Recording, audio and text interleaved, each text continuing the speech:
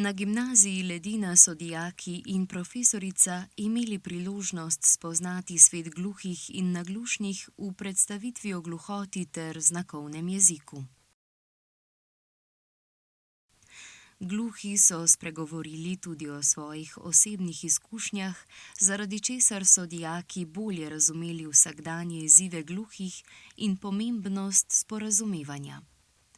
To je bila čudovita iztočnica za pogovor o preseganju stereotipov in kako vsi lahko prispevamo k bolj vključujoči in razumevajoči družbi.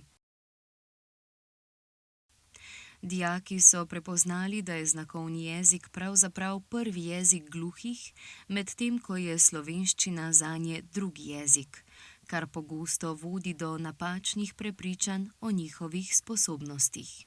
Predstavitev je bila tudi priložnost za razmislek o tem, kako vsak posameznik lahko doprinese k večjemu razumevanju med gluhimi in slišečimi. Se mi zdi, da mogoče je še zmeraj strah pred tem, ker pač ne poznamo tega tako dobro, nimamo veliko stikov z ljudmi, ko so gluhi oziroma naglušni, ampak se mi zdi, da je vedno boljše. Nisem si čisto predstavljala, da je slovenščina tuj jezik. Sem mislila, da otroci nimajo možnosti z vrstniki, ki slišijo, se šolati. Se mi zdi, da bi bilo to lahko dobro za spoznavanje s tem in kakšna je situacija, zaradi tega s tem bi tudi potem pridobili neko možnost vsaj osnovne komunikacije z ljudmi, ki ne slišijo.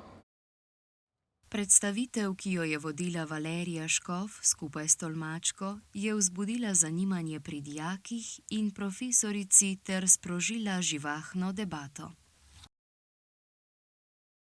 Zdi se, da so ljudje nasploh o gluhoti in znakovnem jeziku slabo ozaveščeni, saj so imeli dijaki veliko vprašanj in pomislekov. Pogovarjali so se tudi, kako preprečiti stereotipe in napačna prepričanja, ki jih imajo slišeči o gluhih. Hkrati je bila izpostavljena pomembnost vključevanja gluhih v širšo družbo. Najprej hvala gostjama, da sta bili danes z nami. Jaz sem diplomirana pedagoginja. Tako da o sami populaciji veliko novega nisem izvedela, ker je pač to moje strokovno znanje že iz preteklosti.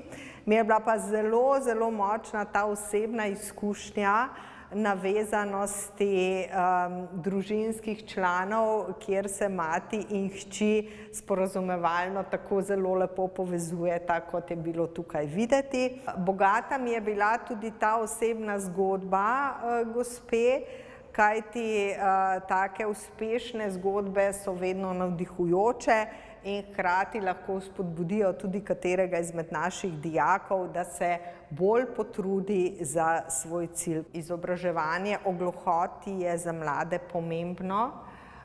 Moje mnenje je, da bi mlad človek, mladostnik moral imeti poleg učnih snovi, ki jih pridobiva pri posameznih predmetih, čim več stika z vsemi, ki v naši skupnosti živijo, imajo kakršnekoli drugačne potrebe, niso mišljeni samo gluhi, naglušni, ampak tudi mogoče otroci z višjim IQ-jem. Skratka, vsak, ki ima neke drugačne potrebe od neke pač povprečne populacije ali pa množične populacije, kajti vse to nas bogati. Osebne izkušnje, ki so jih dijaki in profesorica slišali med predstavitvijo, so močno vplivale na njihovo razumevanje gluhote in vsakdanjih izzivov, s katerimi se soočajo gluhi. Te izkušnje so jih spodbudile, da so začeli razmišljati o pomenu sporazumevanja, vključevanja in preseganju stereotipov. Osebna izkušnja te čustveno obogati, kar ti seveda da tudi elan, da se tako izobražuješ in pridobivaš znanja, ki so ti v tej komunikaciji potrebna. Stereotip, ki še vedno prevladuje, žal, da so gluhi in naglušni tudi manj mentalno sposobni.